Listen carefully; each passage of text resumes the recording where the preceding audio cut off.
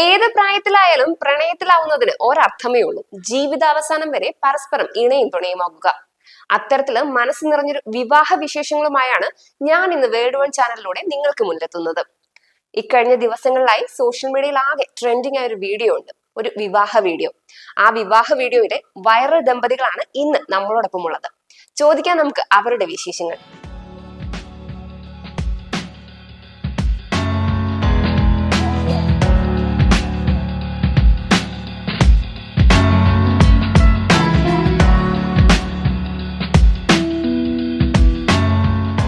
നമസ്കാരം. ഇപ്പം ഈ ഒരു കുറച്ച് ദിവസങ്ങളായിട്ട് നിങ്ങളാണ് സോഷ്യൽ മീഡിയയിലെ താരങ്ങൾ. അപ്പം എങ്ങനെയുണ്ട്? സന്തോഷമായിരിക്കുമല്ലോ? സന്തോഷം. അപ്പം അതിനെക്കുറിച്ച് ഞങ്ങൾക്കൊന്ന് അറിയണം. അതിനു മുന്നേ ഒന്ന് നമ്മുടെ പ്രേക്ഷകർക്ക് വേണ്ടിയിട്ടൊന്ന് പരിചയപ്പെടുത്താമോ? എന്റെ പേര് എൻ വാസുദേവൻ, അങ്ങനെയാണ് എന്റെ അഡ്രസ്. പിന്നെ എന്റെ പേര് ഐഷ, ഞാൻ തൃക്കുന്നപ്പുഴയാണ് താമസിക്കുന്നത്. ഞാനൊരു 5 വർഷമായിട്ട് ഡൽഹിയിലായിരുന്നു. ഇപ്പൊ ഈ ആലോചന വിവാഹത്തിന്റെ തലേ ദിവസം നാട്ടിലെത്തി. ഇപ്പൊ ഇവിടെ സുഖമായിട്ട് വിവാഹം കഴിഞ്ഞ് ഇങ്ങനെ ഇരിക്കുന്നുള്ളൂ. ഇനി ഞങ്ങൾക്ക് അറിയേണ്ടത് ഈ തൃക്കുന്നപ്പുഴക്കാരി ഞങ്ങളുടെ തെക്കേക്കരയിലേക്ക് വരാനുണ്ടായ സാഹചര്യമാണ്. ഭർത്താവ് മരിച്ചിട്ട് 4 വർഷം വരും. പിന്നെ അങ്ങനെ ജീവിതത്തെ കുറിച്ച് ചിന്തിക്കാത്തൊരവസ്ഥയിൽ എന്റെ ഒരമ്മ വലിയമ്മ ഇങ്ങനെ ഇവിടെ ഒരു ആശ്രമമുണ്ട്, അവിടെ ഇങ്ങനെ വന്ന് വലിയ ദിവസം കഴിക്കുന്നു. വിളിച്ചിട്ട് ചോദിച്ചു, മക്കളെടുത്തോണ്ടോന്ന് ചോദിച്ചു. ഞാൻ പറഞ്ഞു കൊണ്ടമ്മ പറഞ്ഞു എന്ന് പറഞ്ഞു. കാര്യമുണ്ട് മോനെ, എന്നോട് ഒരു ആലോചനയുണ്ട്. എനിക്കറിയാം വേണ്ട, എനിക്ക് അങ്ങനെ വേണ്ട, അമ്മയ്ക്ക് അറിയാമല്ലോ. അതല്ല മോനെ, നല്ലൊരാലോചനയാണ്. അപ്പൊ എന്റെ മോനെ അടുത്തുണ്ട്. ഞാൻ ചോദിച്ചു എന്താ അമ്മയെന്ന് ചോദിച്ചു. അങ്ങനെ മോനെ അപ്പൊ ആർക്ക് ഞാൻ പറഞ്ഞ അമ്മയ്ക്ക് അമ്മ നല്ലതാണ് ശരിയാണ്, വേണ്ട നല്ല അമ്മ അമ്മ ഉണ്ടോ നല്ലതായിരിക്കും. അമ്മയൊന്നും അതിന്റെ ഡീറ്റെയിൽ വാങ്ങിക്കുന്നു. അങ്ങനെ അമ്മയെ വിളിച്ചു പറഞ്ഞ് ഏട്ടന്റെ ഫോൺ നമ്പർ വാങ്ങിച്ചു. മോളാദ്യം വിളിച്ചു. മോള് വിളിച്ച് സംസാരിച്ചേട്ടെ. ഇപ്പൊ മോനൊക്കെ ഡ്യൂട്ടിയിലാണ്, ഞാൻ ആർമിയിലാണ്. വന്നു കഴിയുമ്പോൾ മോൻ വിളിച്ചു, വീഡിയോ കോളിൽ വിളിച്ചു. സംസാരിച്ചു കഴിഞ്ഞു എന്റെ എഴുത്താണ്. ഞാൻ ഇപ്പൊ സംസാരിക്കണ്ട, അല്ല മോൻ സംസാരിക്കാന്ന് പറഞ്ഞു. സംസാരിച്ച് നല്ലതാണ്, ഞാൻ മാമനെ പറ്റുന്നു പറയട്ടെ ഇപ്പോൾ അന്വേഷിക്കാൻ. അപ്പൊ എന്റെ ആങ്ങൾ ഇവിടെ കൊടുക്കുകയാണ്. ആങ്ങളെ കാര്യം കൂടി ഞായറാഴ്ചയോടെ വന്നു കണ്ടു, സംസാരിച്ചു. അപ്പൊ എന്നോട് ചേട്ടനെ ഇവിടെ പറഞ്ഞു. എല്ലാവർക്കും ഇഷ്ടപ്പെട്ടു വന്നു. പിന്നെ കാര്യങ്ങൾ മുന്നോട്ട് നീങ്ങി. 1 മാസം 1.5 മാസം വരെ കഴിഞ്ഞാണ് എത്തുന്നത്. മക്കൾ ഇനിഷ്യേറ്റീവ് എടുത്താണ് ഈ ഒരു നിർബന്ധമാണ്. അപ്പൊ എന്നോട് മോനും പറഞ്ഞ ഒരു കാര്യമുള്ള, അമ്മ ഞങ്ങളൊക്കെ കുട്ടികളും കാര്യങ്ങളൊക്കെ ആകുമ്പോൾ ഞങ്ങളുടേതായ മാർഗത്തിൽ പോകും. ഒറ്റപ്പെടുന്നത് വലിയ വേദനയും. അപ്പം വേറൊന്നിനുമല്ല, ഒന്നും ഇന്ത്യയും പറഞ്ഞിരിക്കാൻ ഒരു കൂട്ട് അച്ഛനും ആഗ്രഹിക്കുന്നത് അമ്മയ്ക്കും അവരെ. അതുകൊണ്ട് ഞങ്ങൾക്ക് അതിലൂടെ മനസ്സിനൊരു സന്തോഷം. അമ്മ എത്ര നാൾ ഒറ്റപ്പെട്ടു. മക്കളൊക്കെ എന്ന് പറയുമ്പോൾ ഒരു പരിധി കഴിയുമ്പോൾ അവരെ ഒന്നേതായ മേഖലയിലേക്ക് പോകും. തീർച്ചയായിട്ടും കൊണ്ട് ഇത് അമ്മ അംഗീകരിച്ചേ പറ്റുള്ളൂ. അങ്ങനെ മരുമോനാണ് ഇവിടുത്തെ ഒരു അവസ്ഥ എന്തായിരുന്നു? അപ്പം പിന്നെ പുള്ളിക്കാരത്തി 7 വർഷം മരിച്ചിട്ട് മരിച്ചെങ്കിൽ പിന്നെ അതിനുശേഷം അവിടെ വീട്ടുകാരോ അല്ലെങ്കിൽ നമ്മുടെ വീട്ടുകാരോ ഒരു സഹകരണം. അപ്പൊ പിന്നെ നമുക്കും പിന്നെ ഹോട്ടലിലെ ഭക്ഷണം അങ്ങനെയുള്ള കൂടുതൽ നമ്മുടെ എല്ലാവർക്കും മുതലുള്ള സ്നേഹം. അപ്പൊ അങ്ങനെ വന്നു കഴിഞ്ഞാൽ ഞാനും വിചാരിച്ചു എനിക്ക് അതിങ്ങനെ ഒരാളിനെ കൂട്ടായിട്ട് ഉദ്ദേശിക്കണം. അങ്ങനെ പല ആലോചനകളും വന്നു. അത് വീട്ടുകാർ തന്നെ അതെല്ലാം തിരിച്ചു. എന്റെ പേരിൽ ഞാൻ പിന്നെ അങ്ങനെ വന്നത് രഹസ്യമായിട്ട് അങ്ങനെ ഈ ആലോചന അങ്ങനെ വെച്ചത്. അങ്ങനെയാണ് ഇത് നടക്കുന്നത്.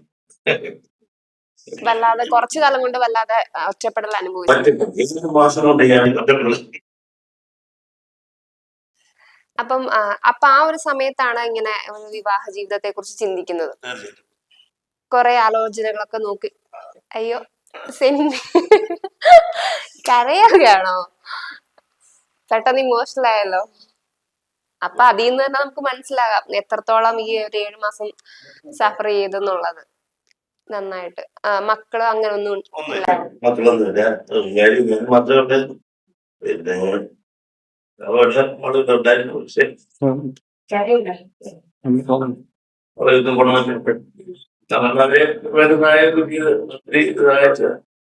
അതെല്ലാം ഇല്ലെന്നാലും ഒരു ഫോൺ കോള് പോലും ആരും നിന്നും ഉണ്ടായിട്ടില്ല.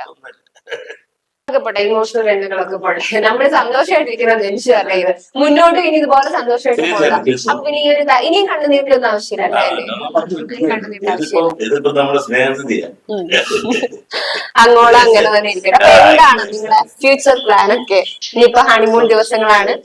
കുഴപ്പമില്ല, എല്ലാം ഭംഗിയായിട്ട് പോകുന്നുണ്ട്. എല്ലാം ഒരു സ്വന്തം ഇപ്പം ഒരു ബുദ്ധിമുട്ടും ഇല്ല.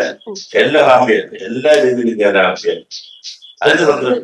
മക്കളില്ലെങ്കിൽ മക്കളായി, മക്കളായി കൊച്ചുമക്കളായി എല്ലാം ഉണ്ട്. കൊച്ചുമക്കളാണ് അപ്പൊ ഇപ്പൊ എല്ലാം കൊണ്ടും ദൈവം കുറച്ചൊന്ന് പിടിച്ചു വെച്ചെങ്കിൽ എല്ലാം വേണ്ടി താഴ്ന്നു ഇതെല്ലാം ഒരു നല്ലതിന് വേണ്ടിയിട്ടായിരുന്നു. ആ നല്ലതിനെ കൊണ്ട് എത്തിച്ചു തന്നു. ഏത് ആയിഷായ നമുക്ക് നല്ലതിനെ തന്നെ കൊണ്ട് എത്തിച്ചത്. ഈ ഒരു വീഡിയോ വൈറലായ സമയത്ത് എന്തായിരുന്നു നമ്മുടെ പക്ഷെ നമ്മളറിയുന്നില്ല. ഞങ്ങളതൊന്നും അറിയുന്നില്ല. ഓരോരുത്തർ വിളിക്കുമ്പോഴാണ് അറിയുന്നത്. ഓരോരുത്തർ ഞങ്ങളെ വിളിക്കുന്ന പറഞ്ഞാൽ അറിയുന്നത് വയറിലായിരിക്കോ, ലക്ഷങ്ങൾ കഴിച്ചു, അതൊക്കെ പറഞ്ഞു. അതൊക്കെ നമുക്ക് ഭയങ്കര സന്തോഷമില്ല. എന്തെങ്കിലും പ്രതീക്ഷിച്ചോ ഇങ്ങനെ? എന്നാൽ വേറെയുള്ള ആരാധനകളൊക്കെ ഒന്നും ഗുണമില്ലേ? അത് നല്ലതിനെ നമുക്ക് എത്തിച്ചു തന്നു. അവര് 5 വർഷം കൊണ്ട് അവരുടെ കൊച്ചുമക്കളെ നോക്കി ഡൽഹിയിൽ മോടെ കൂടെ താമസിക്കുകയായിരുന്നു. അങ്ങനത്തെ ആളുകളെ നമുക്ക് കിട്ടാന്ന് പറയുന്നത് വലിയ സന്തോഷം.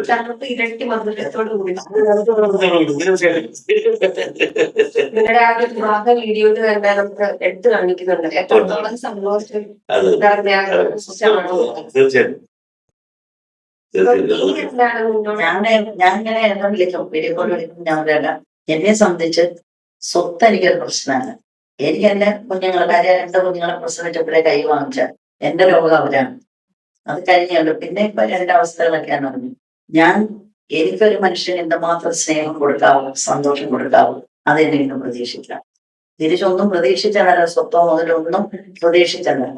പിന്നെ ജീവിക്കുന്നിടത്തോളം സന്തോഷവും സമാധാനമായിട്ട് ജീവിതത്തിൽ അതേ ഉള്ളൂ ഏറ്റവും നല്ലതുള്ള.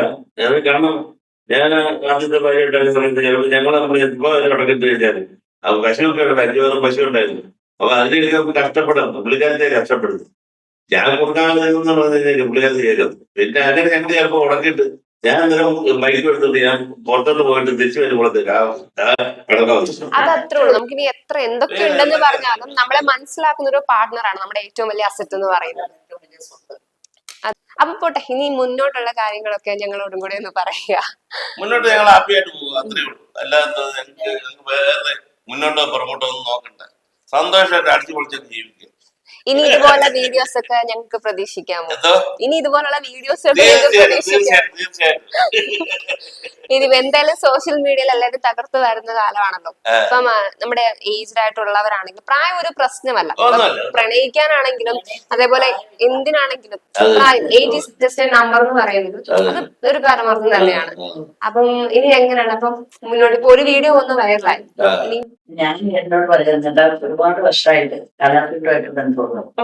അപ്പൊ ഒരു 4 വർഷമായിട്ട് അതൊക്കെ വിട്ട് ഇരിക്കുവായിരുന്നു. ഞാൻ KPSC ഒരു ആർട്ടിസ്റ്റായിരുന്നു. എന്റെ പൂപ്പാൽപ്പരാനെ ഉണ്ടായിരുന്നു. അതില് പിന്നെ കുഞ്ഞിപ്പാത്തു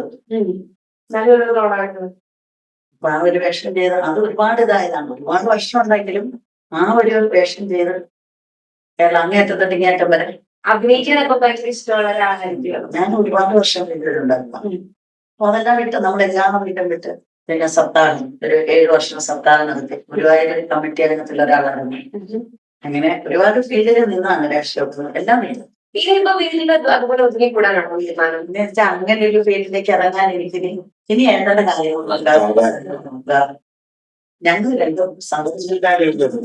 വീട്ടിലാരുമില്ല. നമ്മള് ചെയ്ത പറമ്പൊക്കെ ഉണ്ട്, കൃഷിയായാലും ഒക്കെ ആയിട്ടൊക്കെ മുന്നോട്ടൊക്കെ പോവാ.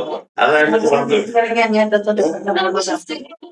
കാണാറില്ല. അപ്പൊ വീട്ടിൽ തന്നെ നിങ്ങൾക്കായാലും പരസ്പരം അഭിനയിച്ച് ചിരിച്ച്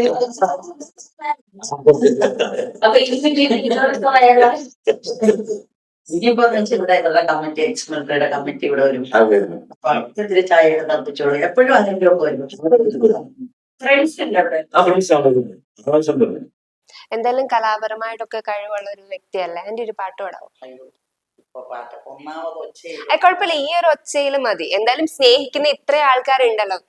കണ്ടോരുണ്ടോ എന്റെ കണ്ണനെ കണ്ടാൽ കൊതി വരും കണ്ണനെ കണ്ടായോ താമര കണ്ണനെ എന്റെ കണ്ണനെ കണ്ടായോ അങ്ങിടും കണ്ടോരുണ്ടോ എന്റെ കണ്ണനെ കണ്ടാൽ കൊതി വരും കണ്ണനെ കണ്ടാൽ കൊതിത്തൂമൻ കണ്ണനെ കണ്ണാ കണ്ണിൽ നിത്യെന്നും വസിക്കണേ. എന്റെ ദൈവമേ, ഞാൻ ചുമ്മാ ഒന്ന് പറഞ്ഞതാ ഒരു പാട്ട് പാടാൻ. ശരിക്കും നല്ല രസമുണ്ട് കേട്ടോ.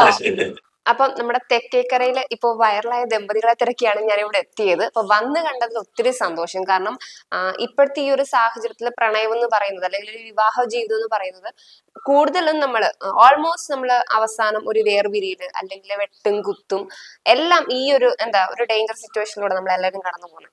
എവിടെ നോക്കിയാലും ഭീകരതയാ.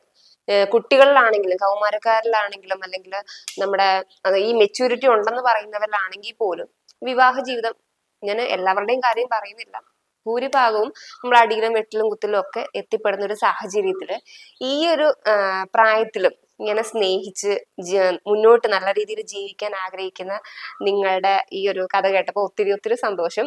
നിങ്ങളുടെ ആഗ്രഹം പോലെ തന്നെ മുന്നോട്ട് ഒത്തിരി ഒത്തിരി വർഷങ്ങൾ രണ്ടുപേർക്കും ഇങ്ങനെ ഇണയും പ്രാവുമായി മുന്നോട്ട് കഴിയാൻ ദൈവം അനുഗ്രഹിക്കട്ടെ. അപ്പൊ എല്ലാവിധ ആശംസകളും എന്റെ ഭാഗത്തു നിന്നും നേരുന്നു. അപ്പം സന്തോഷം.